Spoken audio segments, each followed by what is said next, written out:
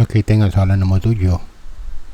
Dalam rajah 7, garis lurus QP adalah selari dengan garis lurus DS.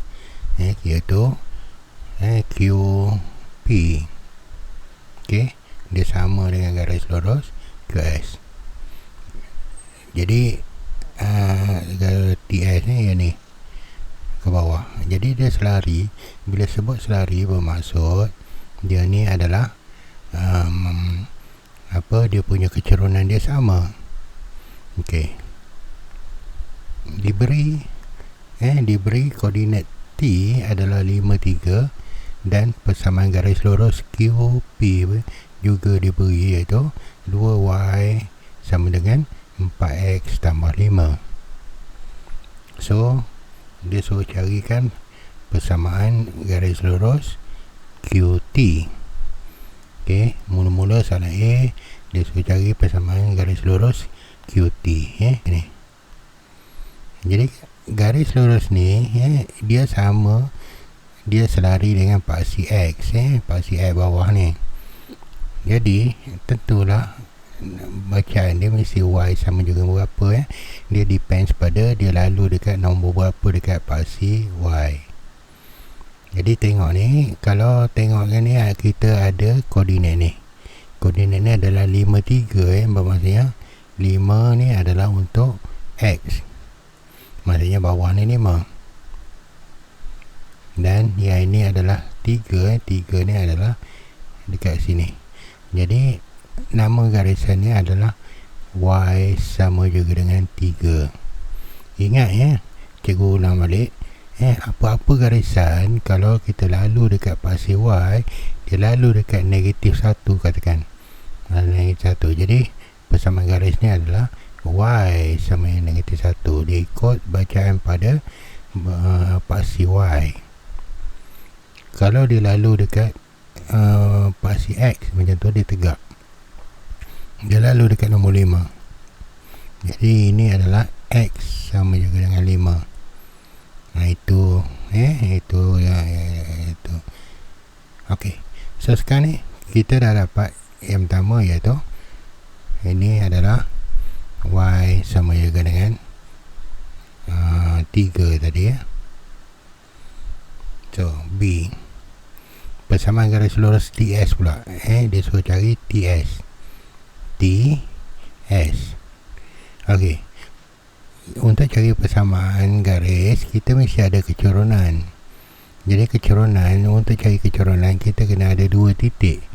Ini ada 1 titik dan kita kena ada 1 lagi titik. Dekat sini kita tak ada. Jadi soalan SPM dia mesti bagi selari. Jadi kita boleh menumpang kecerunan dia, sebab kecerunan ni sama dengan kecerunan garis ni. Sama. Okey. So dekat sini, kat soalan, kalau kita baca balik, dia ada bagi dia ada QP ialah 2Y sama dengan negatif 4X tambah 5. Jadi kita garisan ni adalah 2Y sama dengan negatif 4X tambah 5. Ya, okey. Jadi kita tukarkan dia dalam bentuk kecerunan, persamaan kecerunan. Persamaan kecerunan yang umum adalah Y sama dengan MX tambah C, iaitu perkali kepada Y mesti 1. Jadi baru dia dalam bentuk kecerunan. Ini perkali dia 2. Jadi kita kena jadikan 1 dengan cara bahagikan 2. So kalau 1 kita bahagi dengan 2, semua ni kita kena bahagi dengan 2. Semua term dalam persamaan tu. Jadi kita akan dapat Y sama dengan negatif 4 bagi 2 dapat negatif 2 X tambah, yang ni tak apalah, kita biar je lah, sebab kita tak boleh bahagi. 5 bagi 2 dapat 2,5. Tak apalah, tulis dalam 5 per 2. Jadi dekat sini kita dah ada dah. Ini dia tadi M. Perkali kepada X adalah kecerunan. Dan ini adalah pintasan Y. Jadi kita tahu dah M ni adalah negatif 2. Jadi kecurangan QP negatif 2. Jadi kecurangan TS pun negatif 2 sebab kecurangan dia punya selari jadi dia punya kecurangan dia sama. Jadi bila kita dah dapat kecurangan tu, jadi kita bolehlah cari kecurangan garis TS, iaitu ni soalan dia tadi, kecurangan TS.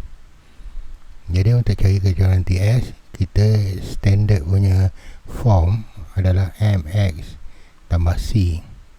Jadi kita kena tahu M, kita kena tahu C.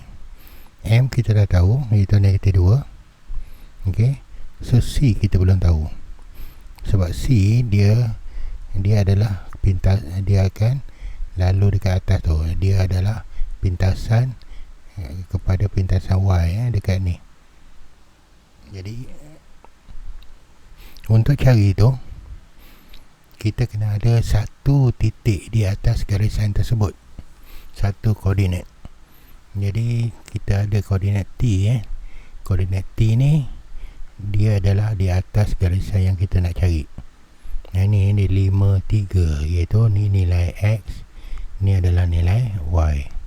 Jadi kita masukkan untuk dalam persamaan ni tadi, untuk dapatkan itu Y tadi 3, M kita ada tadi negatif 2, X kita titik koordinat itu 5 dan C. Ni negatif 2 kali dengan 5 dapat negatif 10, pergi ke sebelah jadi tambah, jadilah 13. C. Jadi dapat C. Jadi bila kita dah dapat C, jadi bolehlah kita tuliskan apa yang dia nak, iaitu garis lurus TS adalah Y sama M X tambah C tadi, iaitu M dia kita ada negatif 2, X kita kekalkan, dan C dia adalah 13. Itu dia jawapan kita untuk persamaan garis lurus TS. Okay, so kita selesaikan tu.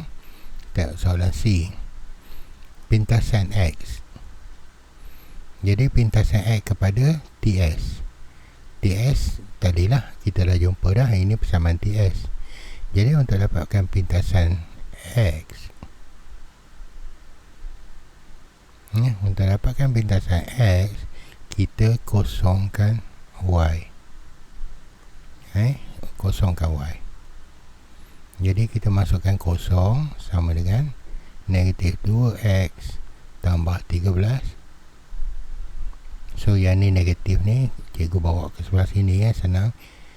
Kalau kita bawa 13 ke sebelah sana, dia akan jadi negatif. Jadi boleh juga cancelkan negatif, tapi alang-alang ni negatif, bawa sana jadi positif. Jadi kita dapatlah X tu adalah 2 pergi sebelah jadi bahagi 13 bagi 2, tekan je kalkulator, kita akan dapat nak 13 per 2 ataupun 6,5. Kita boleh tulis sebagai 6,5 boleh, 13 per 2 pun boleh. So ini dia X sama dengan 6,5. Tapi ini bukan jawapan kita lagi. Ni kita kena tulis perkataan pintasan. Kita kena tulis perkataan pintasan X 6,5 ataupun 13 per 2, baru kita jawapan dia. Kalau kita tinggal dalam ni je, ni tak dapat markah. Ini X sama dengan 6,5 lain. Ingat X sama dengan 6,5 yang cikgu ceritakan awal tadi, yang ni. X sama dengan 6,5 bermaksud garisan ni yang dia lalu dekat 6,5. Ini nama garisan X sama dengan 6,5.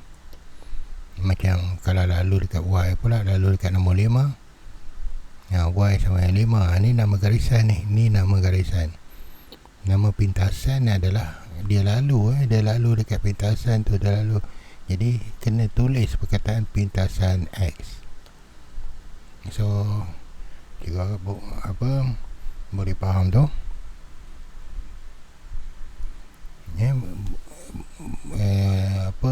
Cikgu rasa kalau mana yang belum faham, dekat channel cikgu banyak soalan-soalan berkenaan dengan garis lurus ni. Soalan dia sama je, SPM.